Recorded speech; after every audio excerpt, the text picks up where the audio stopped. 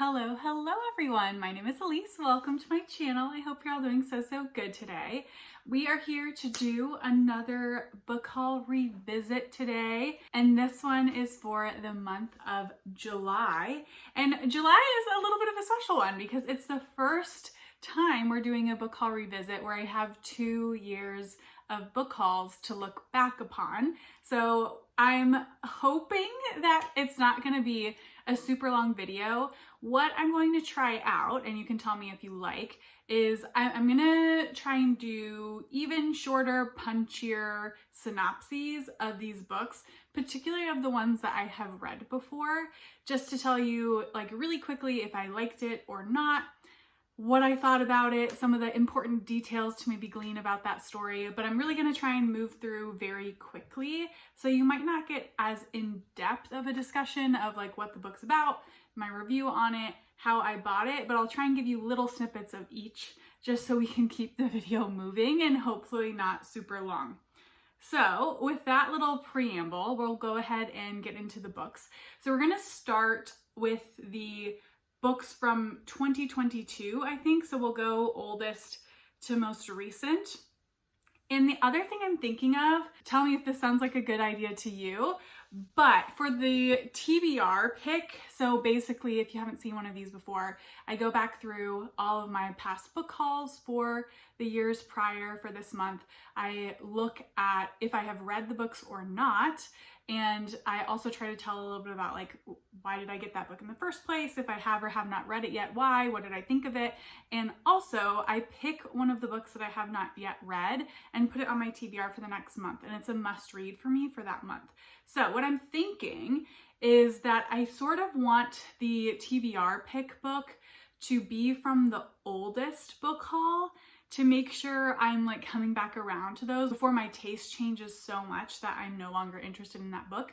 So that's what I'm thinking, but we'll see when we get there. So the books from 2022, which feels crazy that I bought these books 2 years ago, I think I've actually done pretty well. So first book up is Spy Family, volumes 5 through 7. These are by Tatsuya Endo. They do the illustrations and the story, and they're translated into English from the Japanese by Casey Lowe. And I have read all 3 of these. So I am up to date in this series. I think the most recent one was 10 or 11, whatever the most recent one is, I'm up to date. So I've read them. This is spy, assassin, found family, wholesome, funny, absurd goodness. So that's my little pitch for that. Next up, we have Carnality by Lina Wolff. This is translated from the Spanish by Frank Perry, and this is published by Other Press. I have also read this. This book is wild, kind of like the dark soap opera in the Spanish countryside you never knew you wanted or needed, but with a lot of chaos / dark nuns thrown in, ? So that's maybe my pitch for that one. I did enjoy it overall, but it is absolutely wonky. Next up, we have Where the Wild Ladies Are. This is by Aoko Matsuda, and it's translated from, I think, the Japanese by Barton. This is published by Soft Skull Press, and it is a short story collection that are all ghost stories, but kind of quirky, wacky ghost stories. Think less scary, more haunting, if that makes sense. This one I thought was so-so. It wasn't really the style that I typically love. They were slightly too quiet for me for being speculative, so I just wanted it to like be bigger and louder.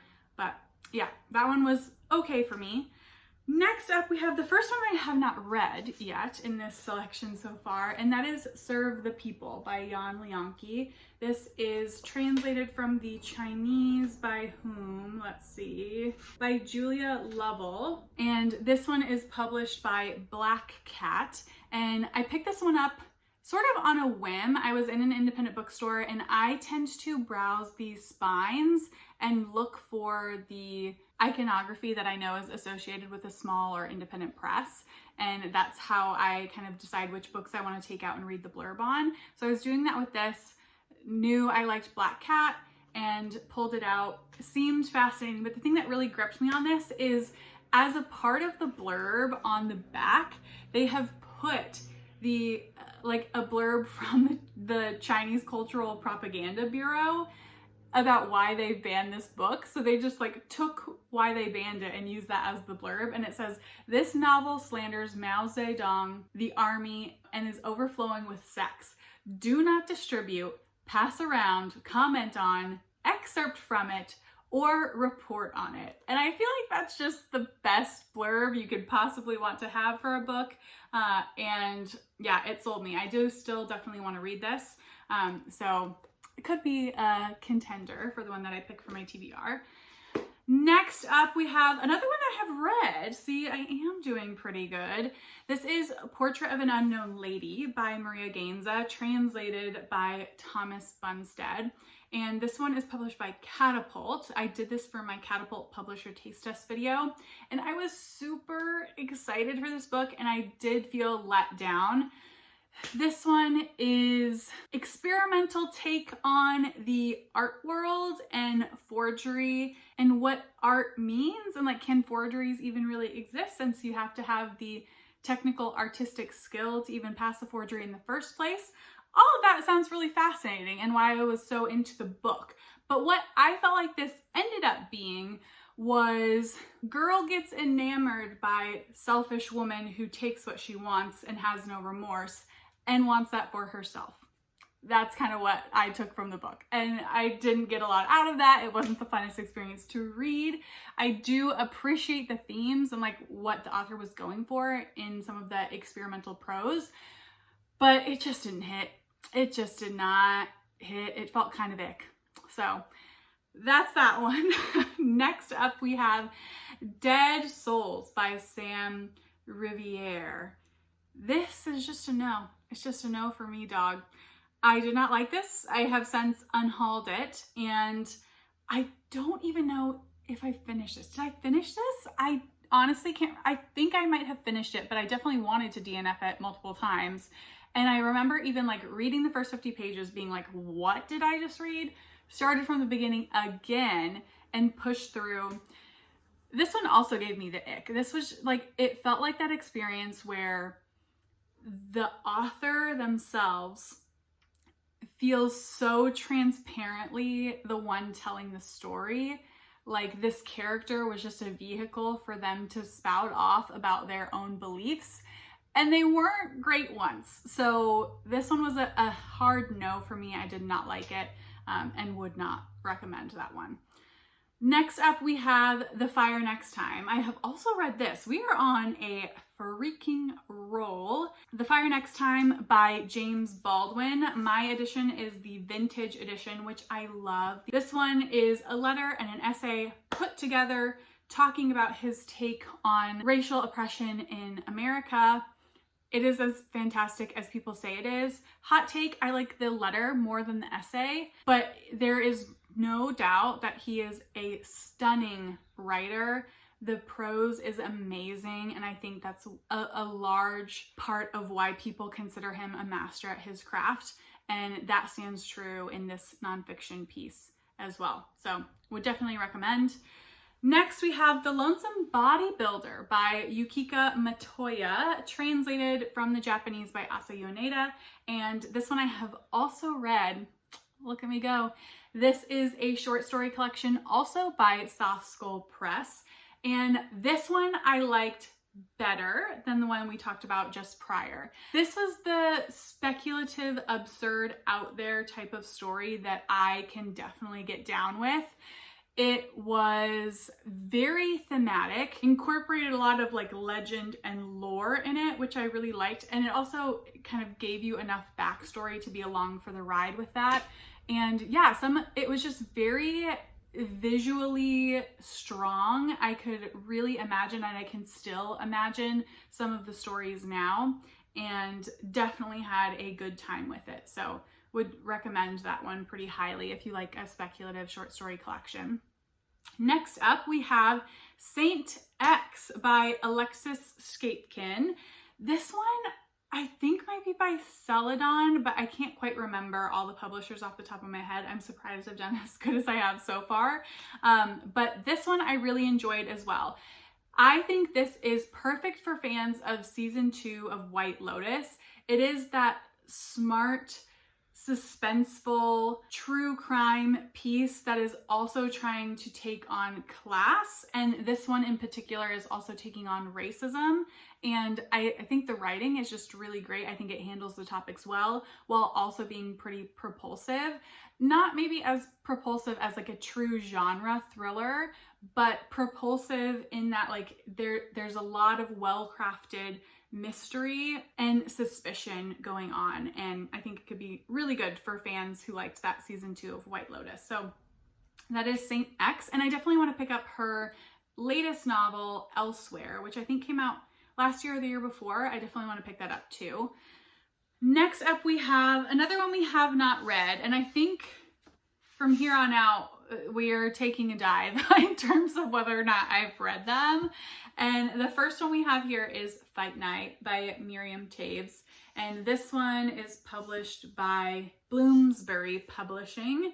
And I got this because I've heard a lot of people talk highly about Miriam Toews. I actually have one of her other books on my TBR, All Your Puny Sorrows. And I'm potentially thinking about doing like a reading vlog where I read both of her books to see if I like her as an author.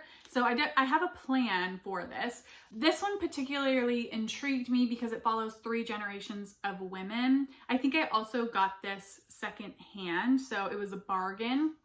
And I felt like, you know, for a bargain, I'm willing to try out an author that's very lauded. And yeah, still definitely want to read it. Thinking of doing that video at some point, who knows when. So tell me if that's something you would be interested in seeing. And if you think those 2 books would be a good place for me to start with her. I know a lot of people talk about Women Talking because it had an adaptation as well. So not sure how people feel. You let me know if you have strong opinions, but that is Fight Night. Next up, we have The Guide by Peter Heller. This one is by Knopf, and I have read Peter Heller before. I read, oh my God, what is that called? It's one with the blue cover. It's like a canoeing trip thing. I can't remember, but I read him before. I didn't love that book, but this was getting really good reviews, and it is a take on a pandemic novel that is also taking on themes of class. And as you can see, that's just something I'm drawn to, I guess. I don't even know if I knew that consciously, but I think I am. And this follows a like really high class wellness retreat type of thing that is in an area that has been untouched by a virus that has been going on globally, but only the super wealthy elite can afford to go here. So I think you're following a guide at that retreat, and it's showing like him compared to the people that actually can afford to come there, the disparity between them. So I think this could be a good fit for me. And I did like the nature writing in the previous book of his that I have read. So hopefully that is strong in this as well. So that is The Guide. Next up, oh, we have another one that I have read, and this is The High House by Jessie Greengrass. This is a quiet dystopian novel about family distrust and why it's so easy for us as humans to believe the easy lie instead of the hard truth. And I did really enjoy that about this novel. And that's not even what I took away from it after initially reading it, but that is what I've come away with from it over time. And this book has grown on me, definitely. So would highly recommend if you like that quiet dystopian type of feel. Next up, we have, so now we're getting into 3 books that my mother-in-law sent me. If you've been here, you know my mother-in-law hooks me up with the good books all the time, which I'm very appreciative of. So these 3, I have sadly not read any of them. So I'm not doing my best daughter-in-law duty, but we'll see if maybe I can pick one of these as my pick. So first up, we have The Last Thing He Told Me by Laura Davey. I don't know. Laura Davey. This one is published by Simon & Schuster. And I know this got an adaptation as well. I think this is about a woman who marries a man that has a daughter from a previous relationship, and the man goes missing all of a sudden. He leaves a note saying like, protect the girl or like something like that. I think it's something like that. And then you get like thrust into this mystery right away. She doesn't know what's happening, why she needs to like protect the girl, where he went, anything like that. And you see her trying to figure that shit out. So we'll see. I'm definitely interested in trying this. It's also really big like spacing in the pages, so I'd imagine it would read quickly. So let me know if you've read this, what you think of this one. Next we have The Paris Apartment by Lucy Foley. This one is published by William Morrow, and I have read Lucy Foley multiple times in the past now, partially because of my mother-in-law. She gave me the one that I most recently read, which was The Hunting Party, which I really enjoyed. Very like snowy, atmospheric thriller. And then I have also previously read the one on the island, The Wedding Guest. And I enjoyed both of them. I liked The Hunting Party slightly better. And this one, I do this every time I talk about this book, but she has these really great blurbs where it kind of typecasts the characters that are in the book to give you a sense of the types of characters that you're going to be dealing with. And this one says, meet the residents of number 12, Rue Diamant, a beautiful old apartment building in the City of Light. The socialite, the nice guy, the alcoholic, the girl on the verge, the concierge. Everyone's a neighbor, everyone's a suspect, and everyone knows something they're not telling. I like it. So yeah, I'm excited to get to this one. I think this could definitely be a win for me because again, I have like two things she's read in the past. This one's slightly slower paced than the other ones, but I actually don't mind that at all. So I think this could still be a really good fit for me, even though it wasn't a great fit for some other people that have liked her before. So that is The Paris Apartment. And then lastly, for 2022 books, we have Reckless Girls by Rachel Hawkins. This is from St. Martin's Press. And I have not read Rachel Hawkins before, but I think partly why I'm interested in this is a retelling. And what is a retelling of? Is this like a Jane Eyre retelling? Somebody else will know. I think it's some type of retelling that intrigued me. It doesn't say it in the blurb. And I think whatever the retelling was, I resonated with it. This one is an island thriller though, which is fun, kind of good to read in the summer, I would suppose. But yeah, I'm definitely still interested in trying this one out as well. So let me know if you've read that one, what you think. So we've made it through the 2022 books.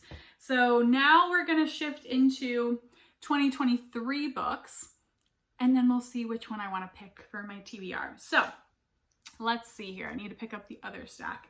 So first up, we have one that I have not read, and that is Fate by Jorge Consiglio. This is translated by Carolina Orloff and Fiona Petch from the Spanish.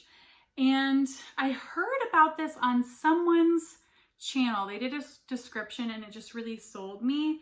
I don't even remember what it is totally about now, but I do think it follows two narrators, Carl and Marina, and they have been together for 10 years. And I think they start looking back and you start seeing how their lives became intertwined. And this is talking about the idea of fate. Like, is it fate to end up with someone? Is that more of a choice? And I think that concept could be really interesting. And I do think the form of this might be doing something. I can't tell from just looking at it, but there's like something in my brain that I'm remembering about that. So definitely interested in this one. And I love Charco Press as a publisher who does this, by the way, I didn't say. And I think I have since thought about doing a publisher taste test for Charco Press as well. This is a backlist book that would work well for that, but that is not on my immediate radar. I have other publisher taste tests that I need to get to first. So even if I don't pick this up now, I still potentially have a plan to read it later, but this could be a good fit. Then we have another one I have not read. So we're getting into more I haven't read. This is I Who Have Never Known Men by Jacqueline Hartman. And this is the vintage edition. This one's also translated. You need to go on the inside to get it. Translated from the French by Roz Schwartz.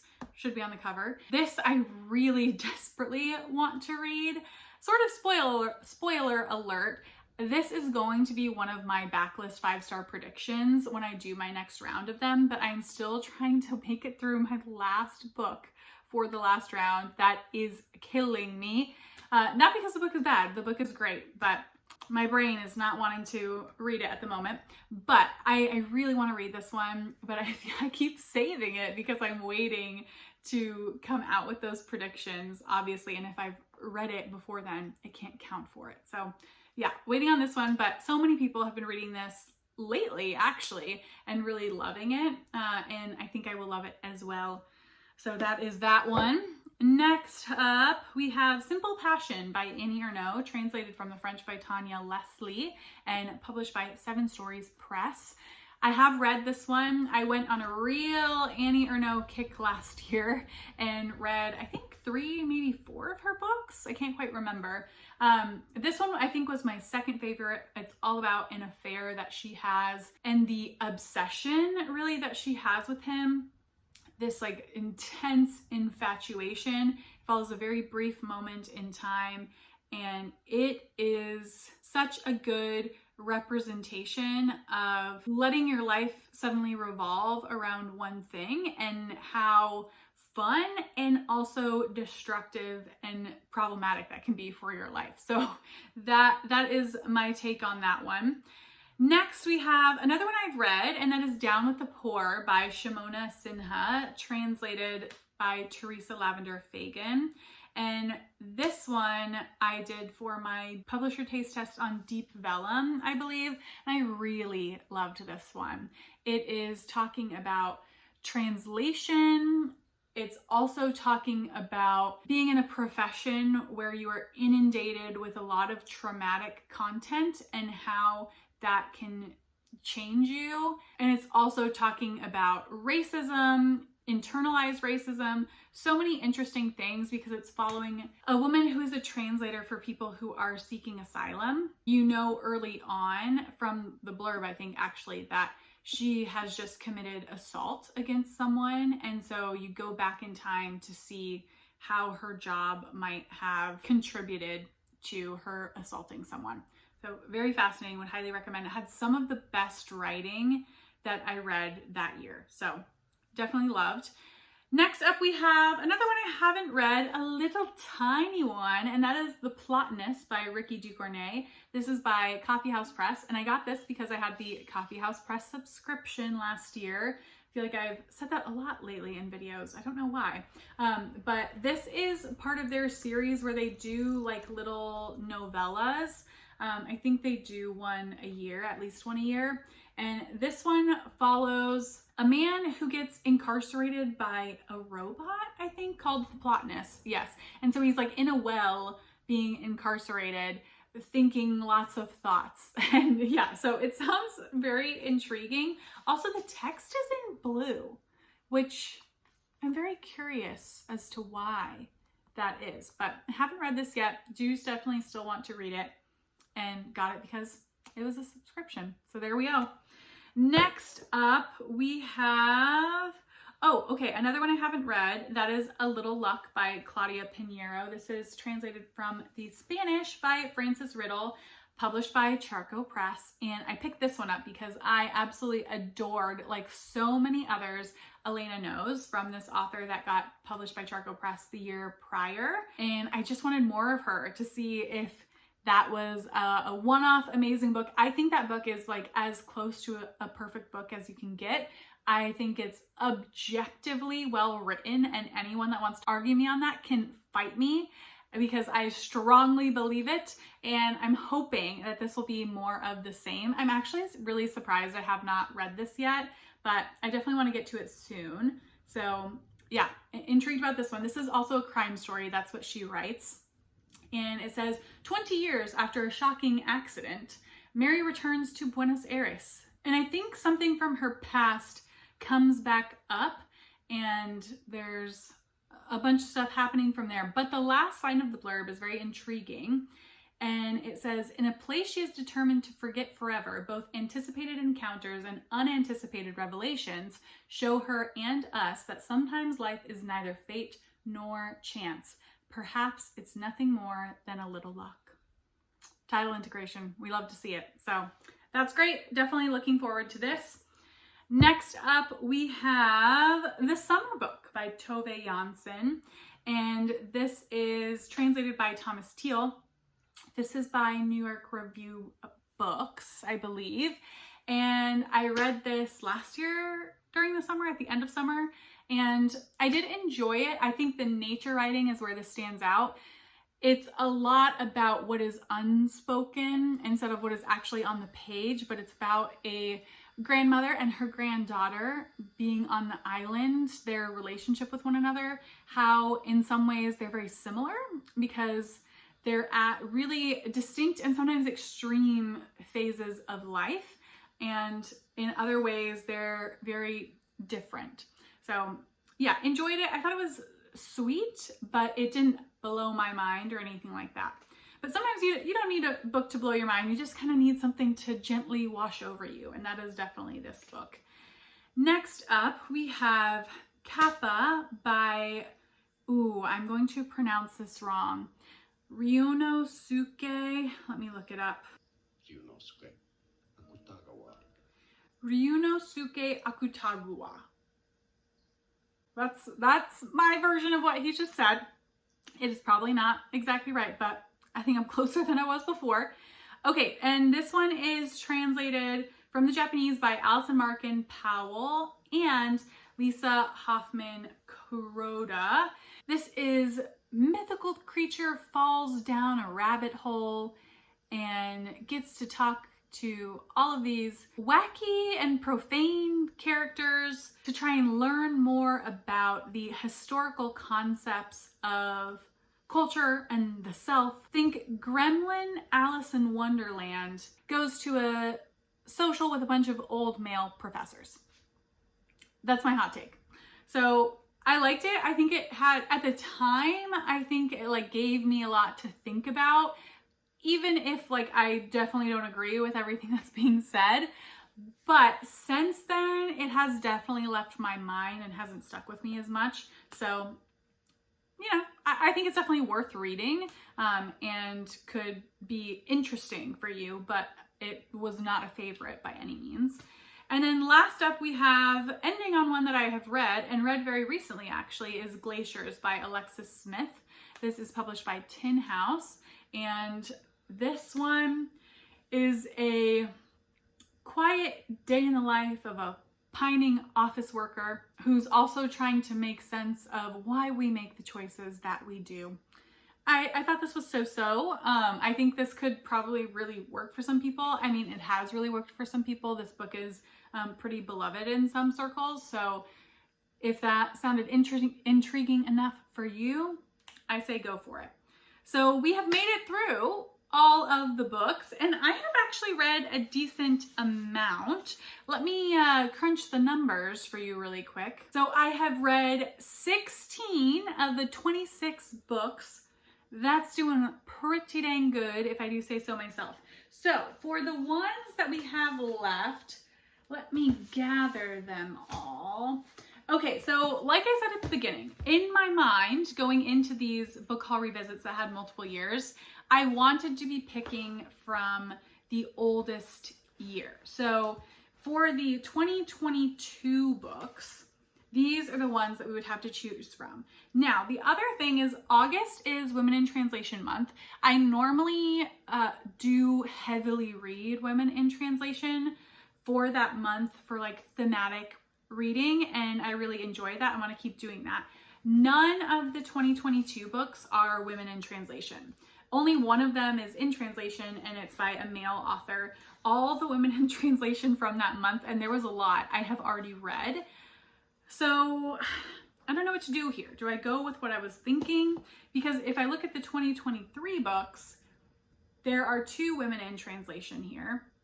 But honestly, the 2 that are in here, I was going to put on my August TBR anyway. You know, you could say, Elise, then it's an easy decision. You were going to put those on your TBR anyway. Just do that. And I wish it could be that simple, my friend. I really do. But my brain, it's telling me no. So what I'm gonna do, I do this sometimes because I really do want to stick to this rule of like picking from the oldest year moving forward. Because again, I want to make sure that my tastes don't change too much as I get further and further away from those books. So I am going to pick something from the 2022 year, but these are going to be secondary picks because again, I'm putting them on my TBR anyway. I'll say the one that is probably the best bet is I Who Have Never Known Men. So these are going to both be on my August TBR regardless, but if I had to pick like the true secondary pick, it would be I Who Have Never Known Men. So this is a secondary pick. My main pick from these, I think where I'm leaning towards is because I do want to get to some of the books that my mother-in-law sent me and like stay on top of them. I think I'm going to pick this. This feels like a safe bet for me. I've read this author before. I've liked them. And my August TBR for Women in Translation is on the heavier side, subject matter wise. So this might be something to intersperse between some of the heavier themes. So this is my main pick. This is the must read. This is my secondary pick that I'm also going to put on my TBR. So these are the two I have chosen. If you would have chosen these, let me know. If you would have chosen something else, let me know. And with that, we have done another revisit, my friends, and I will see you all in the next one. Bye.